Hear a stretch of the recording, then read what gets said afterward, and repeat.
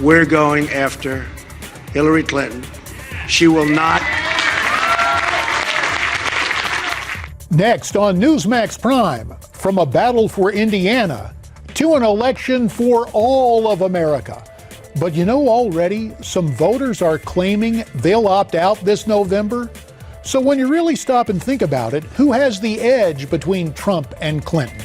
Also ahead, Ted Cruz left the race last night, but John Kasich claimed he would stay in. So why did the Ohio governor change his mind and drop out? Dropping in tonight, a couple of my former colleagues from Capitol Hill, Pete Hoekstra and Mike Flanagan, plus your phone calls, as Newsmax Prime starts right now.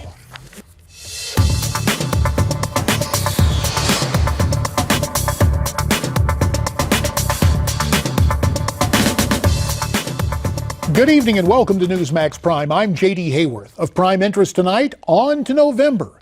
The Republicans wrapped up their presidential selection process last night, and now the GOP has Donald Trump as its presumptive nominee.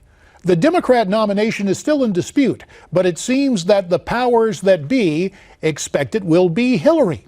So what would a Trump versus Clinton campaign look like? As Miranda Kahn reports, it could result in a realignment. JD, you've heard of Reagan Democrats. Could we now see some Hillary Republicans? Believe it or not, that's what some Republicans say they may do now with Donald Trump as a presumptive Republican nominee. Thank you. Thank you very much. It didn't take long after Donald Trump's win in Indiana for the dominoes to fall. We are suspending our campaign. As I suspend my campaign today, I have renewed faith. Now with Kasich and Cruz out of the picture, there's little doubt Donald Trump will be the Republican nominee. Even RNC Chairman Reince Priebus seems to have jumped on board the Trump train, tweeting this out following Trump's win in Indiana. But the question remains, will others accept him as their nominee? And can Donald Trump unite what many voters see as a deeply divided Republican Party? I am confident that I can unite much of it. Some of it I don't want. I mean, there were statements made about me that those people can go away and maybe come back in 8 years after we serve 2 terms. But honestly, there are some people I really don't want. I don't think it's necessary. People will be voting for me. They're not voting for the party. But the idea of voting for Trump has some members of the Republican Party burning mad. So mad, they're lighting up their voting cards and tweeting out messages about leaving the party. Conservative radio show host Steve Deace, for example, who backed Cruz, just changed his status to no party affiliation, while others are doing what many Republicans would consider the unthinkable, voting for a Democrat for the first time.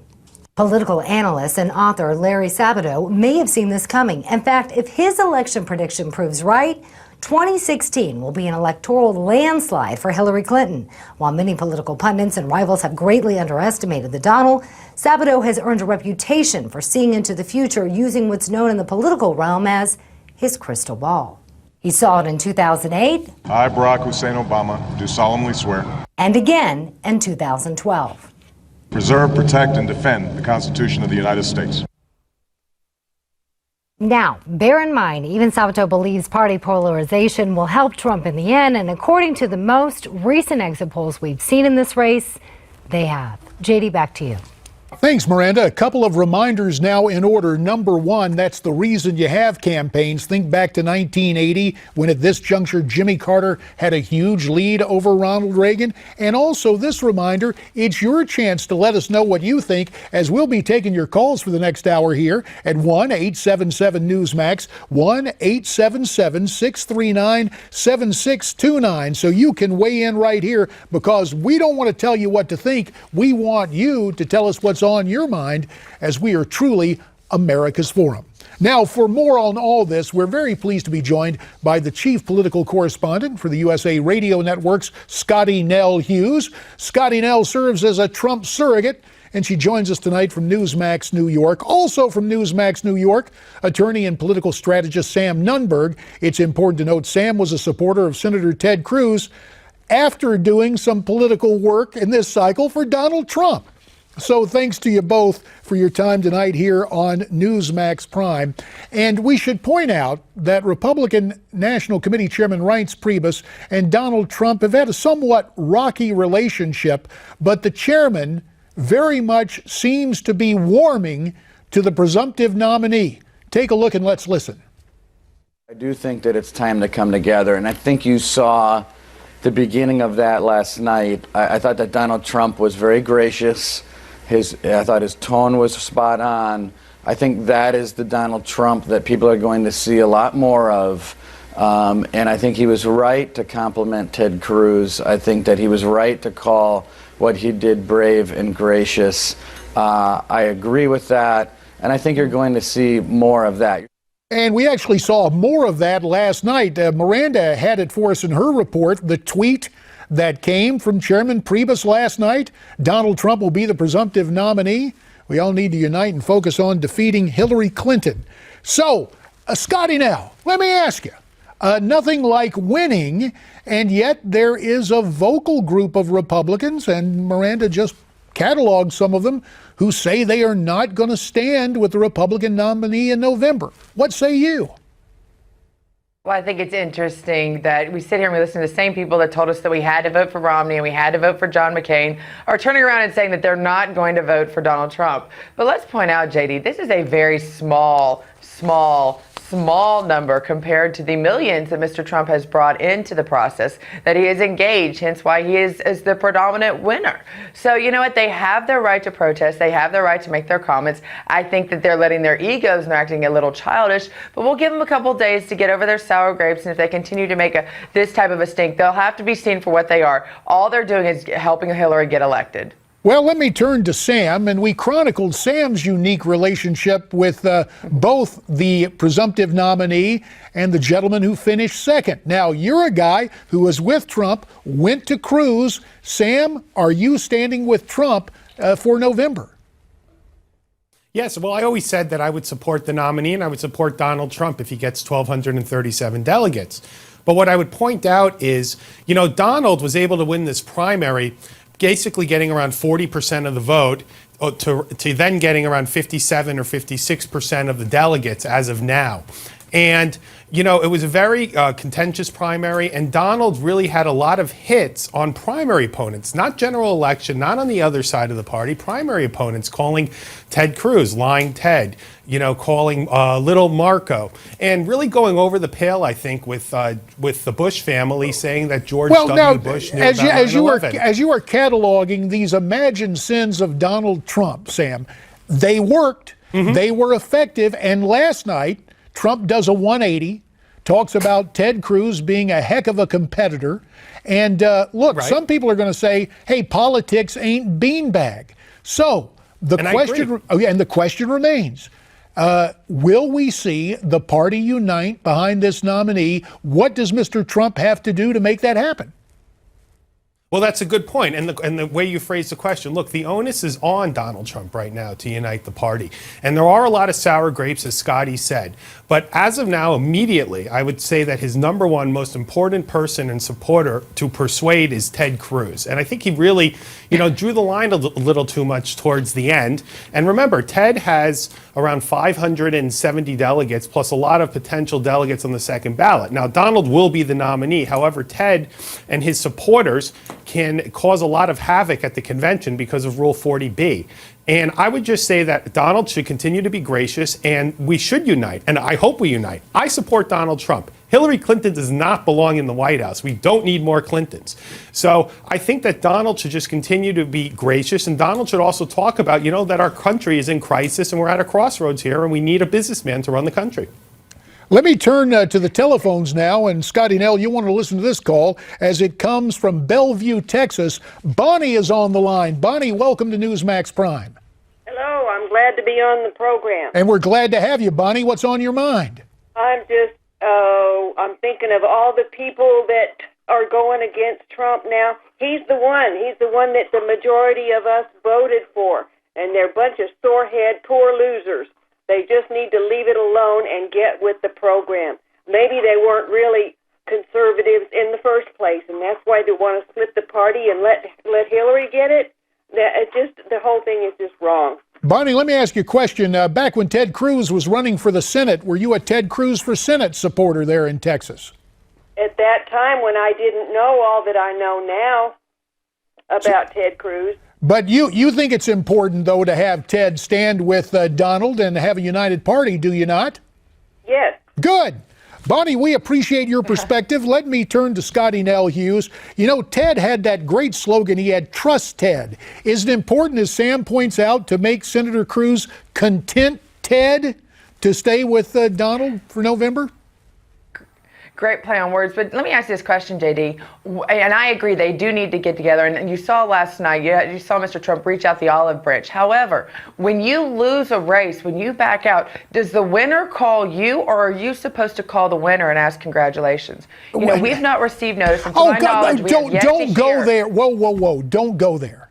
That right there is throwing more blood. Look, I just got to give you a little free advice. What I'm saying is, to try and split hairs, you got to give a guy a little time. And to talk about phone calls, look, I've been through these things, and I've had people use those against me to try and make big problems on down the road, and it usually doesn't work out. So let me caution you on that. But to your larger point, Scottie Nell. Let me point out where. Okay. And I agree with you, JD, but let me point out why I was saying that. You know, Sam made the point that it looked like that Mr. Trump needed to go and cater to Senator Ted Cruz. That's not exactly what needs to be happening right now. They need to actually be coming together, both of them 50-50. You know, saw last night Senator Ted Cruz did not acknowledge Mr. Trump at any point during it. That we need to make sure that both sides realize they've got to come together. And as Sam pointed out, you know, these these Cruz delegates that a lot of points are taking these Trump slots, they could cause some trouble. All right, we got a minute left. Let me get Sam and some examples. Let me get Sam in on this. I listened to Scottie Nell, but I think back in '52, Ike walked to Bob Taft's hotel room. That was the victor going to the vanquished. So I don't think it's something where Ted's got to wait for Trump. But you get the last word in this segment, but didn't Sam. he already do it though? Let's let Sam have a word. This was a very competitive primary, and we had a lot of red meat thrown out, so to speak. And I just think at this point we should all take a breath, and we need to unite for the sake of defeating Hillary Clinton and making sure that Donald Trump is the next president of the United States. And we can only do that with the united party. But I would say the onus is on Donald Trump here, and Ted Cruz is his most important potential vote. Well, listen, here's what we're going to do. You talked about taking a breath. I'm going to ask both of you to do that. I'm going to do it too. And you at home, we're going to ask you to call in. We will continue and also invite my old congressional colleague, Pete Hoekstra, who backed John Kasich, to get in as we discuss more tonight in this live edition on Wednesday night of Newsmax Prime here on Newsmax TV. Stay tuned.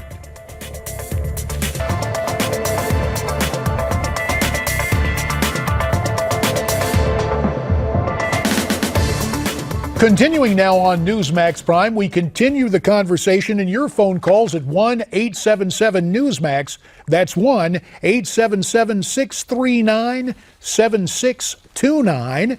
And joining me here on the anchor desk, our good friend Miranda Kahn. And staying with us from Newsmax New York, Scottie Nell Hughes, a Trump surrogate from USA Radio Networks, and also Sam Nunberg, attorney and political consultant. We're having a rather spirited discussion, and we just want to continue on it. Scottie Nell, don't want to give you a short shrift, but you have been one who started about 3 months ago talking about unity. So to hear a little issue about the thorniness of acknowledgement and all that was a little, I got to just be honest with you, out of character from what we were hearing from Scottie Nell Hughes a couple of months ago. Listen, I'm all for unity. I am. But here's the thing, as you know, as we've went through day today, we saw, you mentioned it yourself in your intro, Steve Dees, who tore into me last week. You look at all the people, I'm now reading an article where Guy Short out of Colorado says that he's going to do everything he can to stop Trump and tearing up the planks of conservatism at the convention. You're hearing it out of the Cruz folks. And until Ted Cruz stands up and says, guys, we need unity in our party, all the people that are extremely loyalist to him are going to continue to have this sour grapes going on. I understand this is just the first day, but I think a lot would go if Senator Ted Cruz would actually stand up and say, you know what, guys, we need to unify behind our party. Then all of this stuff that I'm still hearing, all of these people whose feelings are still hurt would actually start to heal the party, and that's what we need. And Sam, do you think that's actually going to happen?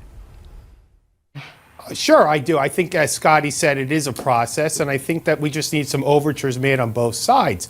I mean, Donald has said some things which, for me as a conservative, look, I worked for Donald for 4.5 years. I love Donald. But I was very surprised when he said, he would change the Republican platform on life. He said some things about, he was inconsistent on health care, things like that. And I just think this could be somewhat philosophical. It's not personality driven. Donald has won, and we do need a united party. But we do need, but I think that once again, the onus is on Donald to unite the party. Donald has won here. Now he has to be the leader of the party. Leaders unite. Fair enough. Let's go back to the phones, and we welcome from Sarasota, Florida, Bill. Hi, Bill. Hey, how are you? I really enjoy your show. You're the greatest. Thank you. I really enjoy all your guests too.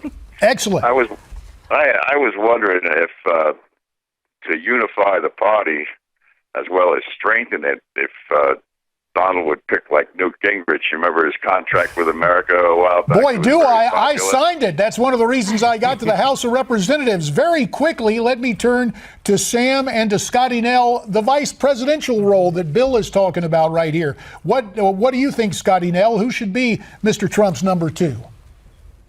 I would be thrilled with Newt Gingrich. I think he'd bring a lot of the conservative base. I think other names that are being thrown out right now are like Senator Bob Corker. And like I said, they're compiling the list right now. Nobody has been asked. We've got a lot of people saying, oh, I don't want to be your VP. Well, guess what? You've not been asked yet. So until you're officially asked, then you can kind of throw that out. But I think Newt Gingrich would be an excellent choice. I actually honestly think Marco Rubio, while I don't like his immigration plans, I think he's got a lot. All right, you've named a whole lot of folks. And he could be let me ask Sam. Sam, you're the veteran political consultant. Give me one name. Besides Newt, I was actually interested. Roger Stone said last night that perhaps Donald wants to consider a general. That may be an interesting pick as well. But, I think Newt Gingrich would be a great choice. And they really, I've seen them together, and he complements Donald very well. Well, it's interesting, and it looks like they're following Bill from Sarasota's advice. Our thanks to Sam Nunberg and to Scottie Nell Hughes from Newsmax, New York. Next